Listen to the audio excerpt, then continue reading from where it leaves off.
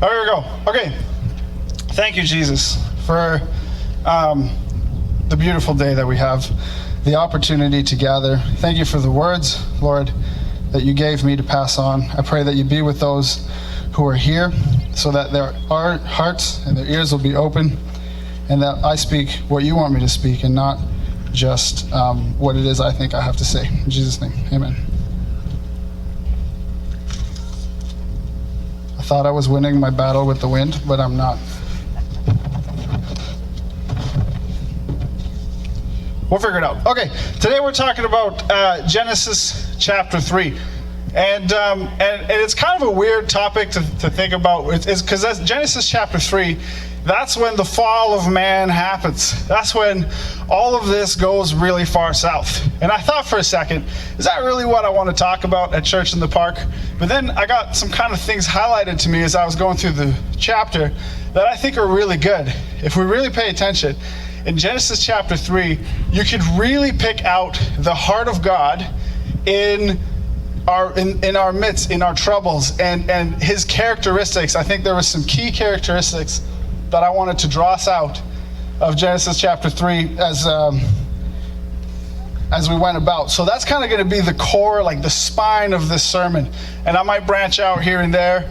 And I'm also going to try to time myself to 20 minutes. You guys think I could do it? Hey. Somebody said no. Let's go. I'm with you. I don't think I can do it either. Okay, so open up your Bibles. We're going to go through Genesis chapter 3. I'm not going to read the whole thing at once. We're kind of going to go through it together, and I'm going to pause whenever I feel like it. Okay, so Genesis chapter 3, verse 1. Now the serpent was more crafty than any of the beasts that the Lord had made. Right, like this is when Adam and Eve, everything's been created. They're standing in the garden and they're having this interaction with the serpent, right? And the serpent can be described as evil, where evil is at. It could be described as Satan in the garden. And so they're standing there, and he says that the serpent is more crafty than anything that the Lord had made. And I did want to pause just for a second there to say that he's craftier than we are. Like, if you just think for a second that Satan was able to talk a third of the angels in heaven into thinking that this sucks, right? So it must not be very hard for him in this interaction to fool us, you know? And that's what we're going to see unfold here. He said to the woman, "Did God actually say that you shall not eat of this tree in the garden?" In Genesis verse 2, in Genesis chapter 2, verse 16, is when we see God actually dole out that commandment. And he's talking to Adam. And he says, "All right, Adam, all of this land I've given you, it's yours, okay? But there's a tree. Tree of knowledge of good and evil. It's in the middle of the garden. Don't eat from it." And after that, he's like, you know what isn't good? What isn't good is that I haven't made a helper or somebody for you, a partner for you. And so he gives out the commandment, and then after, he makes Eve, right? And in this interaction, you see the serpent is actually talking to Eve. And we'll get more into that in a little bit. But there was a question that has come around, is why was the tree there?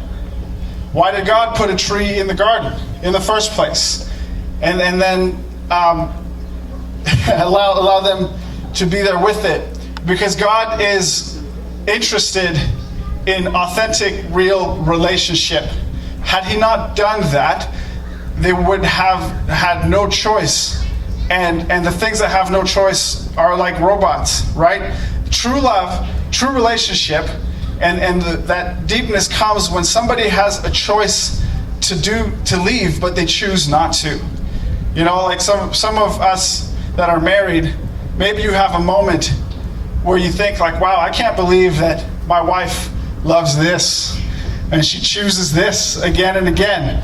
And some of you will learn that, and some of you have learned that. But there's a beauty in it that you're like, I am loved, I'm wanted, right? And not that Jesus was seeking, or God was seeking to be wanted, but if you don't have a choice to walk away, if you don't have a choice, then there cannot be any love. There cannot be that profound relationship. Why was the tree there?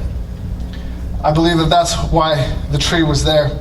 But the serpent was talking to the woman. Now here's something that I want to point out. Why was Adam and Eve even at the tree? Right? If you know that you're not supposed to do something, why even flirt with it? Why go near it? And that's something that we like to call catching the little foxes, right? If you know that you're supposed to stay away from something, you're kind of playing with hot water if you're going right next to it. Like if you're a recovered alcoholic, probably shouldn't be hanging outside the bar saying, oh, I wonder, if I'll be okay just being here. And so the serpent is talking to the woman. And I believe that because she didn't directly hear from God, maybe there was a weakness there that the serpent knew about. And he's talking to her, and he starts to sow doubt. In verse 2, it says, did God actually say that you shall not eat of any tree in the garden? Said, and the woman replied, we may eat of the fruits of the trees in the garden, but God said, you shall not eat of the fruit of the tree that is in the midst of the garden, neither shall you touch it, lest you die. It says, and then we'll go on here. It says, but the serpent said to the woman, you will not surely die, which is kind of an ounce of truth hidden behind a pound of lies. Or I think I got that backwards, but you get what I'm saying, right? Because we know that they ate and they didn't drop dead at that moment, right? And that's what he's saying. But out of sin, the penalty for sin is death. Eventually, they would, and death would enter the world. Continue in verse 6. For God knows that when you eat of it, your eyes will be opened, and you will be like God, knowing good and evil. I think that doesn't mean that they didn't at that moment know exactly what evil was and what good was, right? They know that God is good. They have a relationship with Him already, and they know what they were ought not to do. And so what that actually means is that you will be able to discern for yourself, and you will be able to decide what good is and what evil is. And I think part of the temptation in them, and part of the enticing that he's offering, is saying that you will be like God. You will be on the same playing field as God, deciding for yourself what good is and what evil is. And that is still something that is very apparent in our culture today. That's still in every culture. That's still something that we see, right? And that's what, and as Christians, that's why we believe that we anchor to good as what's in the Bible. John chapter 1, verse 1 starts off by saying that in the beginning was God, and in the beginning was the Word, and the Word was God, and the Word was with God. We believe that the Bible is the final authority on everything because the Word was God. Our connection to God is through the Word here in the Bible, and we anchor to that as good. But there are, and we fight constantly with deciding for ourselves what is good and what is evil. And that was also part of the temptation that Adam and Eve had. So moving down, hold on, I don't. There we go. I was afraid that I would pull it too high and then it would just kind of topple over and fall, but I overcame my fears. So when the woman saw that the tree, was good for food, and that it was a delight to the eye, and that the tree was to be desired to make one wise, she took of its fruit and ate. And she also gave some to her husband who was with her, and he ate. I've heard a lot of teaching that Eve was to blame for the downfall of man, because she was the first to eat. But the Bible clearly says here that Adam was there and he was with her. And here's the problem that Adam had, is that he was quiet. He was the one that was told exactly what not to do. Directly. He was the one that the instruction was given to. And he stood there quiet while this interaction happened. You ever wonder, why didn't you do something? What would all of this had looked like had you smacked the apple out of Eve's hand and be like, no, remember, accountability, right? But he stood there absolutely quietly. And this is the opposite, a complete opposite that Jesus did when he came down to earth. He was loud about everything that needed to be loud about. And but as a dad, I want to speak to the dads for a quick second, is that we struggle with the same kind of silence. We struggle with the same kind of quietness. As men, I think that partially it's inherent in us to wrestle with this quiet sometimes. Not to do the good that we know that we ought to do in our families. As fathers, sometimes we tend to be silent. And let's be honest with ourselves. How many times have our loved ones needed or wanted us to touch their loneliness with our words or our presence? To touch the situations that we may have been sweeping under the rug, right? And we choose silence because maybe it's difficult, or maybe it's awkward, or maybe we have doubt in our own life. Remember here, the serpent first sows doubt and then he tempts. How many of us, and maybe I'm sure this applies to some mothers and women out here too, but I'm a dad, so I'm speaking to the fathers. And if the Holy Spirit chooses to download something on you, that's great. But we're often too silent. And how many times have we retreated? We haven't lifted up an encouragement. We torment ourselves later when you're laying in your bed of all the things that we should have done and how we should not have been silent. There are situations in all of our lives that we need to be loud about. But here is what you need to understand too, is that Adam was silent. In our nature, we just are. God's nature is to be loud, right? And so this, if you're thinking there's something that I should be doing that I'm not, right? It's not for you to manage how to not be silent, not to go and find a book and to read it and say how to overcome. Jesus is that. And so as you grow closer to him, he will become the loudness in you. And in the coming chapters, we're going to see exactly how God was loud for Adam and Eve. And we're going to see exactly how God is loud for you. And he is loud for us. And he doesn't say silent. Adam's silent was lethal. What he could have stopped, he didn't.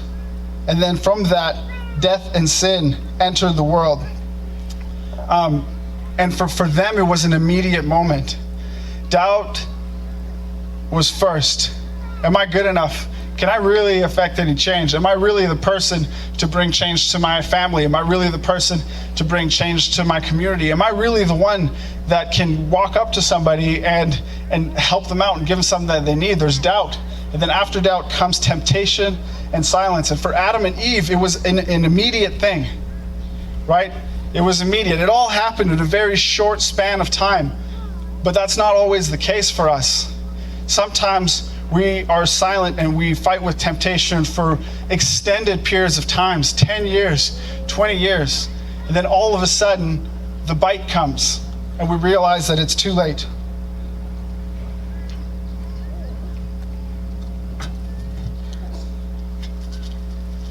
It says he took it and he ate. Then the eyes of both were opened, and they knew that they were naked. And they sewed fig leaves together and made for themselves loincloths. The ball dropped, the hammer dropped, right?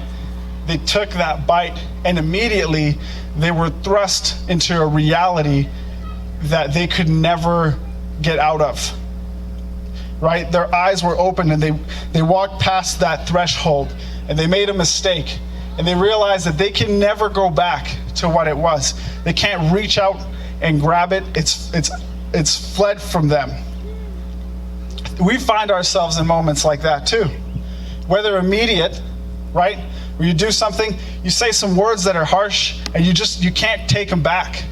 And they've exited your mouth, they've hit the ears that they were intended to hit, and you've made a mistake. But sometimes, like I was saying, sometimes it's over prolonged periods of time. You get into these situations and they bring you to desperation. And that's what was happening here to Adam and Eve. They were desperate. They were brought into this desperate situation. They realized that they were naked. Now, I don't know what that is like, because we've all been able to know when that is for us. But they didn't know. And then they realized that they were, and they were ashamed. And they hid. And it said in verse 9, or verse 8, that they sewed fig leaves together. They started hiding themselves. They made a plan on how they were going to deal with this. And they hid. Now here's where God re-enters the story. And where we really get to see his heart for us. And they heard the sound of the Lord walking in the garden. This is verse 9. In the cool of the day. And the man and his wife hid themselves from the presence of the Lord among the trees in the garden. I personally relate to that. I know that I'm up here, Pastor Ben, I'm teaching the Bible to you guys, but this is still a habit of mine that I need to figure out, that I need to fix, that I need to humble myself. When I mess up and I make a mistake, I hide myself too until it gets so bad, and then I pray and I feel like I really should have done this earlier. I really should have reached out earlier. And it's not just me. Shame causes you to hide yourself. And they hid themselves from the Lord, and he was walking out. Now here's the first one. But the Lord called to the man, and he said, "Where are you?" You guys ever read this and wonder why an all-knowing God created the universe, asked them where they are? It's not like he's playing hide and seek and he doesn't actually know. There's something else that's happening. He's walking out and he's saying, "Where are you?" And I wrestled with that for a while. I wonder what it would have been like had Adam and Eve come out of the bush in their fig leaf loincloths and said, "We made a mistake." Would God have forgiven them and it would have been okay? I don't think so. I think they already, like I said, they passed that threshold and they can't go back. He was asking, "Where are you?" The importance is God's approach to Adam and Eve. Because it's not a comfortable thought, but we need to realize that it was fully within God's, he wouldn't have violated his justice had he come in swinging with bolts of lightning. Gone, right? To Adam and Eve. He could have done that. But he came in, calm and collected, right to where they are, and he says, "Where are you?" He's offering them an opportunity. He's initiating a conversation with them, right? One thing that we need to understand about God is that he is fully sustained as love the giver, love the receiver, and love itself. So when he created mankind, it wasn't out of a need, right? Because had he created us out of need, that would have meant that he would have created us out of power of position first. Right? Because in order to have power, you need to have a need. But God created us out of position of love first. God is love first, right? Not power first. And the trickle effect down from that is love first is loud. Power first is quiet. And what I mean by that is that a lot of us have had parents who were power first, who we grew up into their households, and they were power first. And so when we got in trouble, our reaction was, "I messed up, don't tell dad. Hide from dad." Whereas a love first position, "I messed up, I need to go tell dad. I need him now." And a lot of us, we struggle with that, and it's trickled over into our faith, right? We see God as power first dad. We see him as a power first figure in our life. And when we mess up, we retreat and hide, but we need to recognize that he created us love first. And his approach to us will always be love first. And that's what's happening here in the Garden of Eden. Where are you? He's initiating a conversation. He's presenting them the opportunity. He knows what the answer is going to be, but what he's really saying is, allow me into your consequences with you.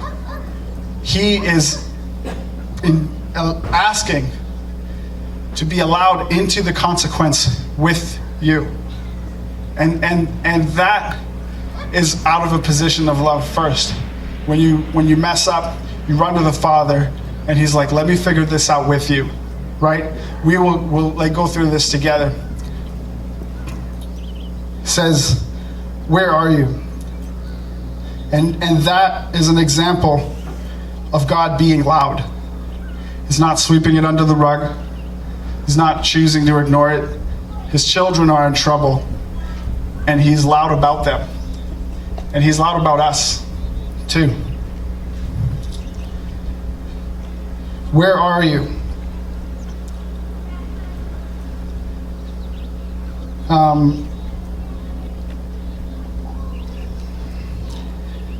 And he said, I heard the sound of you in the garden, and I was afraid because I was naked and I hid myself, he said. And God tells him, who told you that you were naked? Have you eaten of the tree of which I commanded you not to eat? Again, with the question that he knows the answer to. And I think I don't have much of a point on this one, but I know that I'm not going to say who did a 12-step program, but the 10th step in a 12-step program is disclosure. And I think that God is looking for us to disclose to him what it is that, you guys, 20 minutes already? Oh, I'm so sorry. We got another 20 to go. So, I could restart the timer. Sorry. No, but he's, that was idealistic of me to think that. Anyway, so he's looking for us to disclose to him what it is that has gone on, right? Because when you begin to disclose this stuff, and this is the stuff we're talking about is when you've made mistakes, when you're ashamed, and when you're hiding. It's kind of like when you pull a rock up in the garden, there's all the bugs crawling underneath. That's that part of your life that we're talking. Is that when you disclose that, the power of that begins to loose over you, right? And God is looking here for disclosure between Adam and Eve and himself. Again, furthering and deepening the relationship of allow me into this with you. Who told you that you were naked? Have you eaten of the tree that I commanded you not to eat? The man said, he blames. The woman who you gave to be with me, she gave me of the fruit and I ate. And the Lord said, what is this that you have done? And the woman blames. She says, the serpent deceived me and I ate. Blame.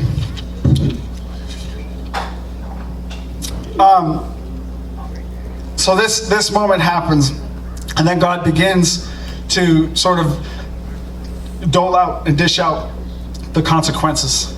This is what life was like. Now this is what life will be like. And in the midst of this consequence is the first promise that God ever makes to humanity. The Lord God said to the serpent, because you have done this, cursed are you above all livestock, above all the beasts of the field. On your belly you shall go, the dust you shall eat all the days of your life.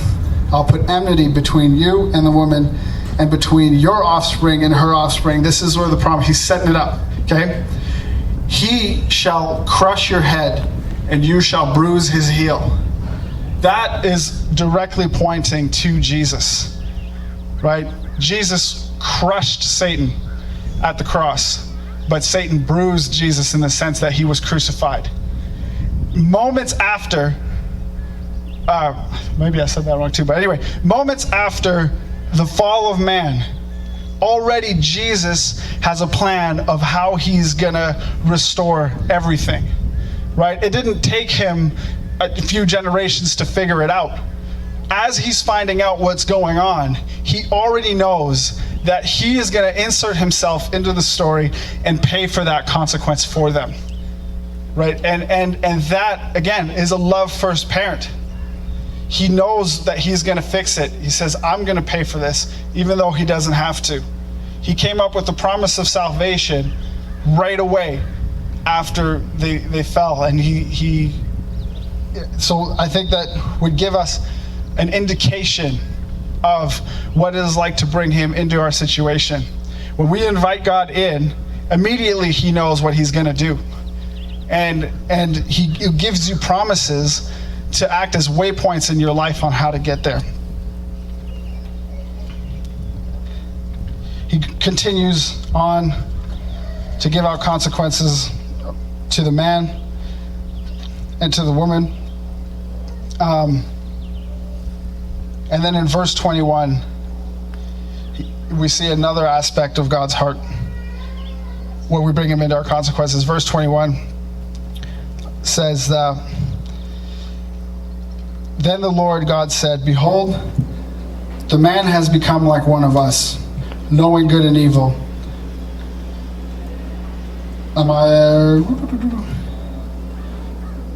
think I'm reading the wrong verse. No. Then the man called his wife's name Eve, because she was the mother of all living. Here it is, verse 21. And the Lord God made for Adam and his wife garments out of skins, and he clothed them.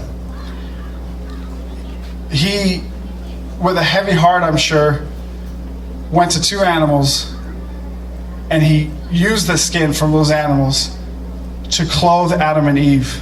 Almost like a parent packing your suitcase for you when you're going on a trip. He knows that they're going to have to leave Eden now, and that the plan they have for themselves is not going to be enough to sustain them in this next chapter of their life going forward. He upgrades their garments to something that is going to carry them through now that they have to face the weather. And sometimes we ask God into our consequences. We hope that he's just going to fix it and take it away.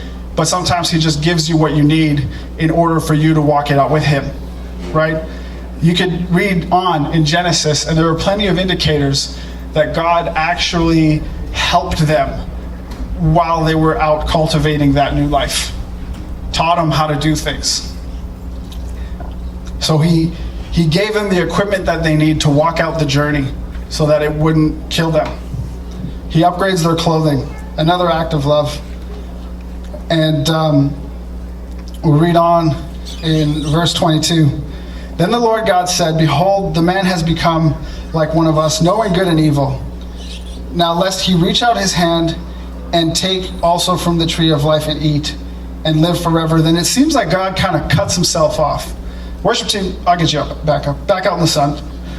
And he kind of cuts himself off. God didn't want them. He's kicking them out of the Garden of Eden. Okay. Now, I always thought of that as a punishment of like, you don't get this anymore. You know, like when your kids do something bad and you just don't give them ice cream. You're like, oh, you don't get this treat. Eden is a treat, and you don't get this treat anymore. But God kicks them out of heaven, and he gives the reason, or out of heaven, sorry, kicks them out of Eden, and he gives them the reason here is like, it says, lest they take also from the tree of life and eat and live forever. He did not want them to have access again to the tree of life. I was reading about this because I wondered, why doesn't he want that? Because, and one of the commentaries in the study, after the study that I did, I found that should they have been able to reach out and eat of the tree of life, that was what sustained them eternally in Eden. So should they have been able to reach out again, they would have been eternally locked into a sinful state. That's what the theologians believe, that they would have been eternally unredeemable. And God kicking them out of Eden was actually an act of grace and an act of mercy.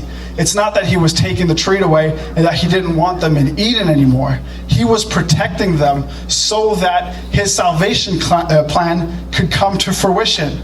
Everything that he did, the garments, where are you, kicking them out, was 100% for them, so that the relationship could be restored back to him. Our view of God is that he's going to smite us and punish us when we do wrong. We're afraid of our consequences, but God has grace and mercy in everything that he does. Right? His wrath is poured out on Jesus, and Jesus' grace is come to us. God wants him in our consequences. He wants to insert himself and walk it with us. Everything he did for Adam and Eve was for them.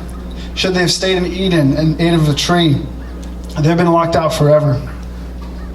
When you allow God into your desperation, he may drive you out of what seems good.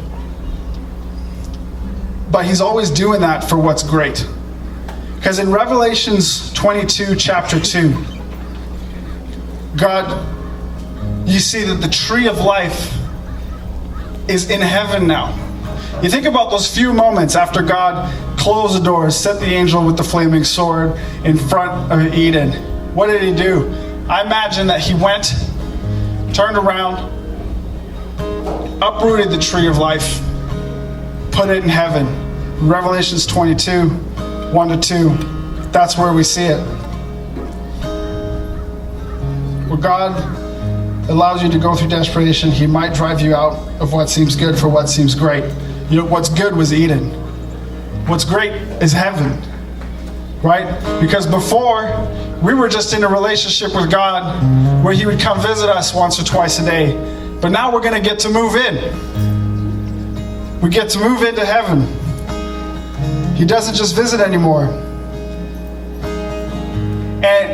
And really, this is the one thing I have to say, is that when God restores something, when we mess up and we're running away and we're hiding, we let him into our consequences. It's not going to be easy, but he walks them out with us. When we let God into that, he restores things always to better than it was before.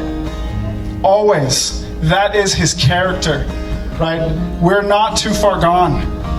You haven't done anything so bad, so terrible, that you've somehow are past the extended reach of grace of God, right? He can take your situation. He can restore it better than it was. The first was Eden, then was heaven. First is whatever it is. First is divorce, first is death. What's heaven? Because if you allow him in, he will walk it out with you and get you there. And there are testimonies of that all over. I've challenged you to find them. And that's all I've got today. Genesis 3.